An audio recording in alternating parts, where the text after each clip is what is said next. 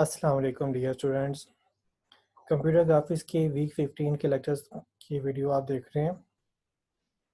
इससे previous video के अंदर आपने देखा कि टेक्सचर मैपिंग कैसे करते हैं, टेक्सचर मैपिंग के क्या स्टेप्स होते हैं, और इस तरीके से फिर हमने एक क्यूब के ऊपर उसकी तमाम फेसेस के ऊपर सेम टेक्सचर को मैप करके देखा। इस वीडियो के अंदर हम देखेंगे कि अगर आपके पास एक ही टेक्सचर है और उसी टेक्सचर के आपने पार्ट्स करके एक क्यूब के या किसी भी शेप के तमाम फेसेस के ऊपर आपने प्लॉट करना हो तो फिर आप कैसे करते हैं और उसमें आपको किन चीज़ों का ख्याल रखना पड़ता है। और इसके अलावा हम ये भी देखेंगे कि अगर आपने एनिमेशन बनानी है और उसमें आपके पास जो है वो दो से ज़्यादा या दो से ज़्यादा ऑब्जेक्ट्स आते हैं, तो अगर उनके ऊपर डिफरेंट एनिमेशन मैकेनिज़्म रखना है तो उसके लिए क्या टेक्निक्स होती हैं, क्या लॉजिक्स होती हैं और किस तरीके से हम उसको रखेंगे। तो आज का लेक्चर स्टार्ट करते हैं। सबसे पहला काम ये कि हमने टेक्सचर मैपिंग करने के लिए ये ख्याल करना होगा कि हमने जो टेक्सचर के 4 स्टेप्स हैं उनको कम्प्लीटली फॉलो करना है। जो अभी हम यहाँ पे चीज़ें डिस्कस करेंगे ये आपके पास उस टेक्सचर मैपिंग के चौथे स्टेप के ऊपर जो है वो निर्भर कर रहा होगा कि टेक्सचर जो है वो हम किस तरीके से डिफरेंट फेसेस के ऊपर अप्लाई कर पाएंगे। तो सबसे पहले तो ये कि अगर आपके पास एक टेक्सचर है तो उसको आपने अगर उसके पार्ट्स करने हैं तो कैसे करेंगे। तो फॉर एग्जांपल अगर आप ये देखें तो ये मेरे पास एक इमेज है और इस इमेज को मैंने एक क्यूब के तमाम फेसेस के ऊपर प्लॉट करना है और इस तरीके से प्लॉट करना है कि उसकी एक फेस के ऊपर अगर आप जो है वो देखें तो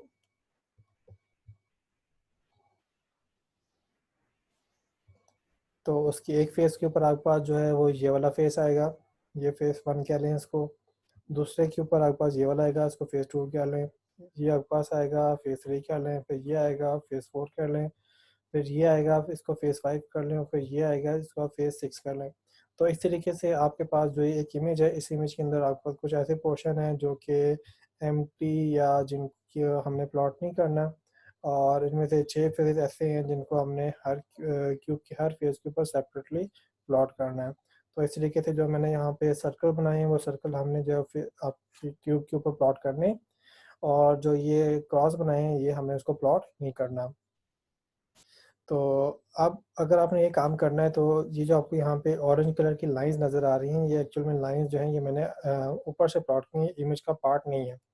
तो अगर ये इमेज का पार्ट नहीं है तो इसको बनाने का मकसद क्या है, इन लाइन के बनाने का मकसद ये है कि तरह हमें वर्टिसेस और टेक्सचर्स की जो पॉइंट्स हैं वगैरह हमें आइडेंटिफाई करने और उनकी वैल्यू आइडेंटिफाई करने में ज़रा आसानी हो जाए, तो इसके लिए मैंने ये लाइंस आपके सामने बनाई हुई हैं। अदरवाइज़ अगर आप एक इमेज को देखें तो एक इमेज जो है वो सिंपल इमेज होगी, उसके ऊपर ताकि लाइंस आपको नज़र नहीं आ रही होंगी। अब अगर आपने इसको डिवाइड करना है या आपने सर जो लाइन आपको नज़र आ रही है कि इनको जो यूज़ करना है तो ये कर रहे किस तरीके से हैं। तो आप अभी देख सकते हैं कि ये मेरे पास जो इमेज है, अगर आप इसको ज़रा वर्टिकल फॉर्म में देखें तो अगर यार नीचे आप देखें तो उसके हमने 4 खाने बनाए हैं।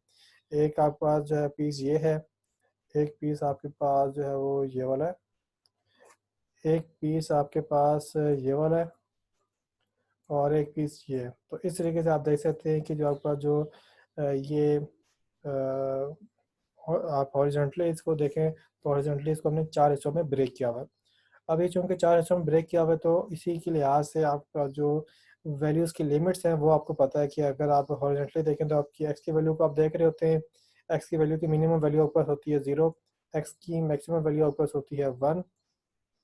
अब आपने 0 और 1 के अंदर 4 हिस्से करने हैं, तो आप क्या करेंगे, आप जो है वो देखेंगे कि एक्स की मैक्सिमम वैल्यू 1 है।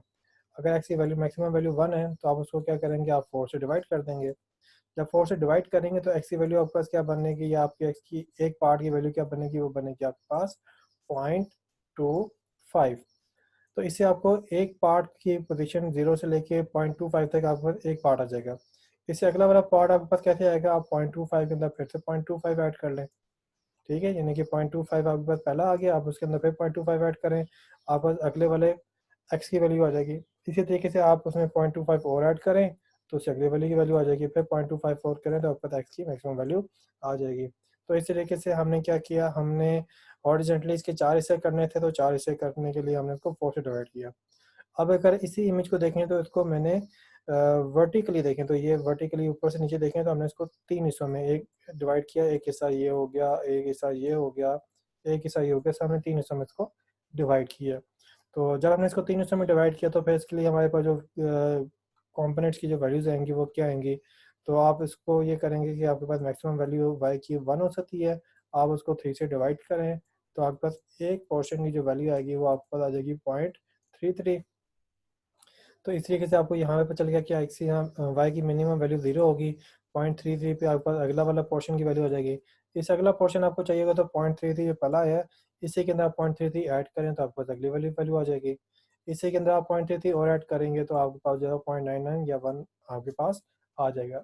इस तरीके से हम मैंने इस वाली इमेज को पार्ट्स में डिवाइड कर लिया। तो यहाँ पे आप देख सकते हैं ये वैल्यू आपके पास पॉइंट्स में आ रही हैं। ये पॉइंट्स की वैल्यू है, ये हो सकता है आपकी जो इमेज है उसके ऊपर जो है वो अवेलेबल ना हो। तो अगर आपने किसी भी पार्ट को प्लॉट करना है, क्योंकि यहाँ पे देखें तो ये मेरे पास जो है ना बड़ी प्रिसाइज वे में जो है ना इसकी पार्टीशन हुई हुई है इस वाली इमेज की, तो मैं इसको यूज़ कर सकता हूँ। मैं इसके अलावा वैसे भी अगर मैं करना चाहूँ तो कि मैं लेट्स से ही कहना चाहूँ कि मैं इतने हिस्से को जो है वो प्लॉट करना चाहता हूँ या इतने हिस्से को मैं मैप करना चाहता हूँ, तो उसके लिए फिर मैं इसकी वैल्यू जो है वो फाइंड आउट करूँगा कि इसकी जो है वो टेक्सास की वैल्यू क्या बनेगी। तो फिर उसके लिहाज से मुझे फर्दर उसको और डिवाइड करना पड़ेगा। तो इसी तरीके से मैंने एक इमेज को जो है वो डिवाइड कर लिया और डिवाइड करने से मेरे पास जो है ये वैल्यूज़ आ गई। अब ये वैल्यूज़ बनाने का मकसद क्या है? इन वैल्यूज़ को बनाने का मकसद ये है कि जो मेरे पास एक टेक्सचर का पार्ट है, उसके जो आपके पास वैल्यूज़ बनेंगी एक्स और वाई की, या उसके कॉर्नर की या उनके टेक्सचर्स की जो वैल्यू बनेगी वो आइडेंटिफाई करना है। तो मिसाल के तौर पे इस वाले पॉइंट के ऊपर आपके पास जो है वो क्या वैल्यू होगी इस वाले टेक्सचर की, तो इसमें देखें तो एक्स की वैल्यू आपके पास 0 है, वाई की वैल्यू 0.3, तो इसकी होगी आपके पास 0.3। इस वाले पॉइंट की आपके पास क्या वैल्यू होगी, इसकी होगी 0.25, 0.33। इस वाले की क्या वैल्यू होगी आपके पास, इसकी होगी 0.25, 0.66, और इसकी क्या वैल्यू होगी, इसकी आपके पास होगी 0.66। इसी तरीके से आपने एक सरफेस के ऊपर ये वाला मैप करना है, उससे अगले सरफेस पे ये वाला मैप करना है, तो उसके लिए आपके पास क्या होगी, उसके लिए आपके पास जो है इस वाले पॉइंट की होगी 0.25, 0.33, इसकी आपके पास होगी 0.5, 0.33, इसकी आपके पास होगी 0.5 एंड 0.66, और इसके अलावा आपके पास जो लेफ्ट टॉप है इस वाले पार्ट की जो बनेगी वो होगी 0.25 एंड 0.66। तो इस तरीके से आप इस वाले हिस्से को जो है वो इस वाले हिस्से को जो है वो आप इसको आइडेंटिफाई कर सकेंगे। तो इस तरीके से आपने ये देखा कि जब मैंने इस इमेज को जो है पार्ट्स में कर लिया तो अब मैं इनके जो हर पार्ट के ऊपर जो उसके एक एंडिंग पॉइंट या कॉर्नर पॉइंट्स के जो टेक्सल्स की वैल्यूज़ हैं वो मैं यहाँ पे उनको आइडेंटिफाई कर सकता हूँ। अब जब ये मैंने आइडेंटिफाई कर लिया तो अगला काम ये होता है कि मैंने टेक्सचर मैपिंग करना है। तो टेक्सचर मैपिंग करना हम बड़े अच्छे तरीके से समझ चुके हैं। तो अब ज़रा हमें टेक्सचर मैपिंग करनी है तो कैसे करेंगे। फॉर एग्जांपल मैंने एक सरफेस की एक पार्ट के साथ जो है वो मैप करना है, तो उसके लिए जो मैंने टेक्सचर सेलेक्ट किए हैं वो 0.66, इसको हम मैप कर रहे हैं किसके साथ, हमारे पास जो क्यूब है उसका ए वाला वर्टेक्स उसके साथ, फिर जो 0.3 है इसको हम जो है वो इसके साथ मैप कर रहे हैं, फिर 0.25 और 0.33 है इसको हम जो है वो सी वाले के साथ मैप कर रहे हैं, और 0.25 और 0.6 इसको हम इस वाले के साथ मैप कर रहे हैं। ये जो मैंने मैपिंग के लिए ये जो एक टेबल्स आपके सामने बनाई है एक्चुअल में मेरे पास जो है वो ये इमेज है जो आपको यहाँ पे नज़र आ रही है। तो उसमें जो मैंने आपको टेक्सचर की वैल्यू बताई तो उससे जो पार्ट बनेगा वो पार्ट आप जो है अ, वो वाला पार्ट जो है वो आप ये वाला देख रहे हैं, ये आपके पास वो पार्ट है। इसको अगर मैं यहाँ पे जी, ये वाला जो आपको जो पिक्चर का पार्ट नज़र आ रहा है, ये वो पार्ट है जो कि आपके पास इन टेक्सल की वैल्यू से आई हैं, ठीक है। और ये मेरे पास जो है वो क्यूब है, और इस क्यूब के आपको ए बी सी डी जो नज़र आ रहा है, ये एक्चुअल में जो ये आपको यहाँ पे वर्टिसेस नज़र आ रहे हैं, इन वर्टिस के ऊपर इसकी मैपिंग के लिए हमने यूज़ किया। तो इस तरीके से देखें तो ये वाला जो आपके पास वर्टेक्स है टेक्सल है, इसको हमने इस ए के साथ मैप किया। तो अगर आप इसको ज़रा टेबल में देखें तो टेबल में हमारे पास जो है वो 0.66 है, तो 0.66 का ये वाला है, और इसको हमने ए के साथ जो है वो मैप किया, ठीक है। इसके बाद जो आपके पास है 0.33, तो 0.33 आपको ये वाला है, इसको आपने बी के साथ जो है उसको मैप किया। इसी तरीके से नेक्स्ट आपके पास है 0.25, 0.33, तो 0.25, 0.33 ये वाला, इसको हमने सी के साथ मैप किया। और उसके बाद हमारे पास है यहाँ पे ये वाला 0.25, 0.66, हमने इसको डी के साथ मैप किया। तो मैप करने के बाद आपके सामने जो है वो इमेज को इस तरीके से प्लॉट भी करवाया हुआ है, ताकि अगर आपको अंडरस्टैंड हो जाए कि ये वाली जो इमेज है वो आपके पास इस फ्रंट पेज के ऊपर फ्रंट साइड पे मैप होते हुए किस तरह से नज़र आ रही है। तो इस तरीके से हमने एक फेज़ को मैप किया। इसी तरीके से हम जो है वो पूरे की पूरी जो है वो क्यूब के तमाम साइड के ऊपर जो है वो मैपिंग करेंगे। अब मैपिंग करने के लिए हम ज़रा एक कोड को ज़रा ओवरव्यू ले लेते हैं।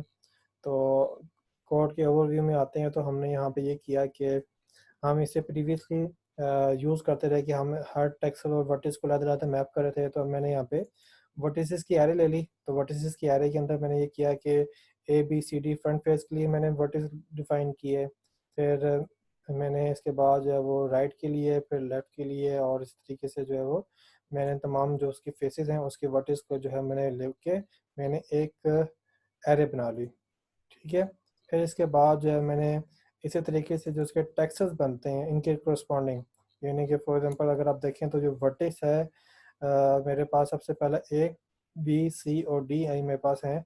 तो उसके लिहाज से जो मेरे पास टेक्सल होंगे वो ये वाले होंगे 0.66, 0.33, 0.25, 0.33, 0.25, 0.66। तो मैंने उसके कोरस्पॉन्डिंग जो हर वर्टेक्स के साथ जो टेक्सल आएगा उनकी मैंने एक एरे बना ली। तो इस तरीके से मेरे पास दो एरेज बन गए।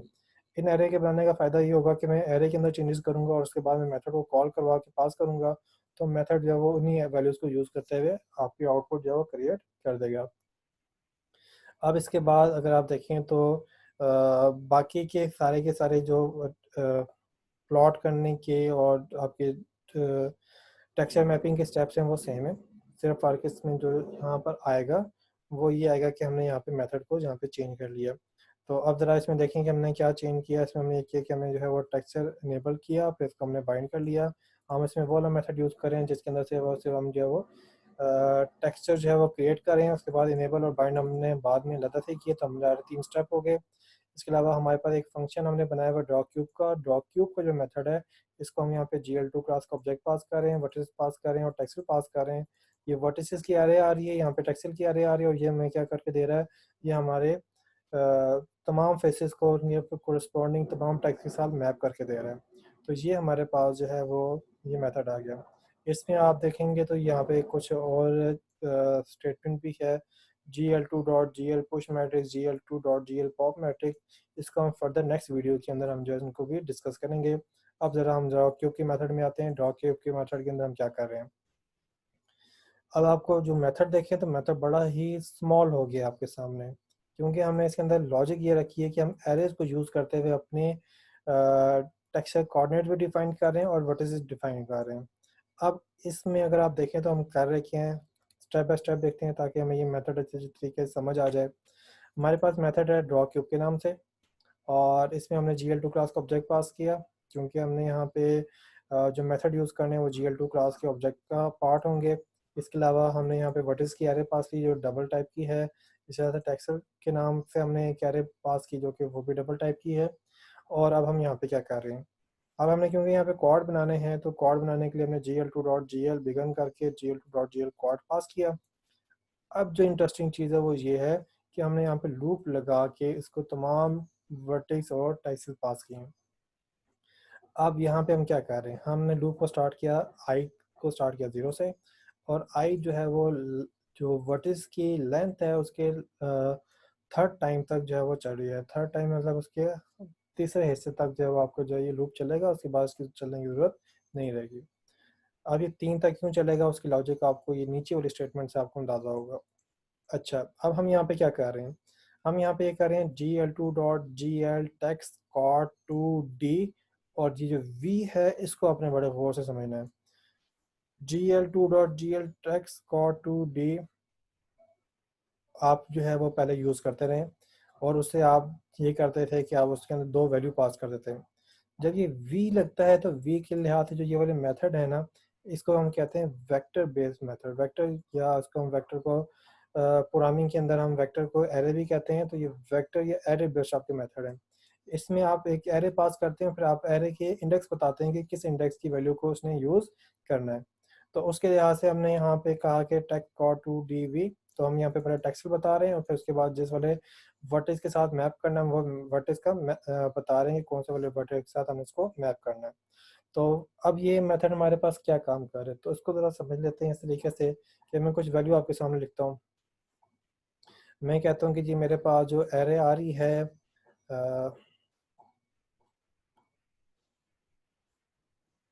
टेक्सल की, इसके अंदर जो वैल्यू पड़ी हुई है, इसमें यहाँ पे पड़ा हुआ है फॉर एग्जांपल 0, इससे अगले में पड़ा हुआ है यहाँ पे 0.33, इससे अगले में मेरे पास पड़ा हुआ है यहाँ पे 0, फिर से अगले में पड़ा हुआ है मेरे पास 0.66। ठीक है, इसी के तरीके से मेरे पास जो दूसरी एरे है, ये मेरे पास है वर्टिसेस की। तो अगर वर्टिस की वैल्यू में यहाँ पे गलत भी यूज़ करूँ तो आपने अंडरस्टैंड करना है लॉजिक को कि हमारी लॉजिक कैसे यूज़ हो रही है। तो फॉर एग्जांपल यहाँ पे मेरे पास पड़ा हुआ है -1, यहाँ पे मेरे पास पड़ा हुआ है फॉर एग्जांपल -1, यहाँ पे मेरे पास पड़ा हुआ है 0, यहाँ पे मेरे पास पड़ा हुआ है -1, यहाँ पे पड़ा हुआ है मेरे पास 1, यहाँ पे पड़ा हुआ है 0। और इस तरीके से ये अगर आप देखें तो ये मेरे पास एक वर्टिस के 3 वैल्यूज़ आ गई, ये अगले वर्टिस की 3 वैल्यूज़ आ गई। तो ये मेरे पास एक टेक्सचर की 2 वैल्यूज़ आ गई हैं और ये मेरे पास अगले टेक्सचर की 2 वैल्यूज़ आ गई। अब हम यहाँ पे क्या कर रहे हैं, हम यहाँ पे ये कह रहे हैं कि हमने टेक्सचर की एरे पास कर ली, इसके बाद हमने बताना होता है कि हमने कहाँ से रीड करना शुरू करना है, हमने डेटा को रीड कहाँ से करना है। तो अब मैंने, अगर मेरे पास आई की वैल्यू 0 है तो 0 मल्टीप्लाई बाई 2 करेंगे तो मेरे पास वैल्यू आएगी 0। तो इसका मतलब ये है कि हमारे पास इस मेथड को पता चल गया कि इसने रीड करना है 0 से। अब ये बाय डिफ़ॉल्ट आपने जब यहाँ पे 2D कहा हुआ है ना, तो इसका मतलब ये कि ये डबल वैल्यू को देखेगा और इसने 2 वैल्यू को खुद ब खुद रीड करेगा। ये तो 0 को भी ये रीड करेगा और ये 1 को भी खुद रीड करेगा। तो 0 और 1 वाले इंडेक्स के ऊपर जो भी वैल्यू पड़ी होगी उसको उठाएगा और उसके लिहाज से एक टेक्सल कोड जो है वो कह देगा भाई ये मेरे पास टेक्सल जो है वो आ चुका है। ठीक है। अब इसके बाद अगला अगला देखें तो ये मेरे पास है gl2.gl vertex 3d। अब ये 3D के बाद ये वी लगा तो ये भी एक एरे ले रहा है और एरे में हम यहाँ पे क्या कर रहे हैं, हम यहाँ पे कह रहे हैं कि जी आई की वैल्यू मेरे पास यहाँ पे 0 है इंटू 3, तो ये मेरे पास 0 से मैंने यहाँ पे रीड करना है। तो इस सूरत में जब हम 0 से रीड करेंगे तो इसकी सूरत में जब 0 से रीड करेंगे तो उसने 0 इंडेक्स को रीड करना है। तो 0 से रीड करने के बाद ये कितनी वैल्यू को रीड करेगा, ये 3 वैल्यूज़ को रीड करेगा क्योंकि यहाँ पे 3DV यूज़ हो रहा है। तो उसके लिए ये क्या करेगा, 0 इंडेक्स की वैल्यू को भी रीड करेगा, 1 को भी रीड करेगा और 2 को भी रीड करेगा। और इस तरह से अगर आप देखें तो इसने क्या कर लिया, इसने एक वर्टेज की तीनों वैल्यूज़ को यहाँ पे रीड कर लिया। तो इस तरीके से इस वाले एक आइट्रेशन के अंदर जब आई की वैल्यू 0 है, आपके पास एक टेक्सचर और एक वर्टेक्स की मैपिंग आपस में हो रही है और एक वर्टेक्स आपके पास जो यहाँ पे डिक्लेयर हो गया। ठीक है। अब आपके पास आई की वैल्यू इंक्रीज होती है, आपकी आई की वैल्यू क्या होगी, आई की वैल्यू आपके पास होगी यहाँ पे 1।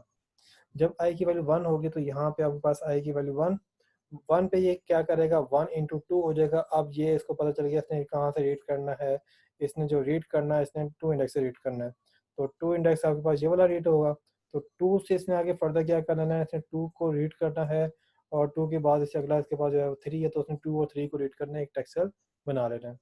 इसी के तरीके से जो आपका जो वर्टेक्स होगा, वर्टेक्स के लिहाज से आपके पास जो है इसने क्या आंसर रीड करना है, आई की वैल्यू है 1, 1 इंटू 3 तो ये 3 थर्ड इंडेक्स पे चला जाएगा। ठीक है। और थर्ड इंडेक्स से इसने थर्ड इंडेक्स, फोर्थ इंडेक्स और 5 इंडेक्स को रीड करना है क्योंकि ये 3 वैल्यूज़ को रीड करता है। तो उसके बाद जो है वो अगले वाले वर्टेक्स की जो 3 वैल्यूज़ हैं वो आ जाएंगी। तो इस तरीके से जो ये वाला आपके पास जो टेक्सल है वो इन वाले वर्टेक्स के साथ मैप हो रहा होगा। तो इस तरीके से हमारा जो ये लूप है ये क्या कर रहा है, ये हर टेक्सल को हर वर्टेक्स के साथ मैप करता जा रहा है। उस तरह से आपके पूरे के पूरे क्यूब के तमाम जो फेसेस हैं उसके लिहाज से जो करस्पॉन्डिंग तमाम टेक्सल की मैपिंग करके उसको प्लॉट कर रहे हैं। अब ज़रा अगली वीडियो के अंदर हम इसी प्रोग्राम को ज़रा रन करके टेस्ट करेंगे कि ये आउटपुट हमारे पास कैसे क्रिएट करेगा। मिलते हैं हम फिर नेक्स्ट वीडियो के अंदर।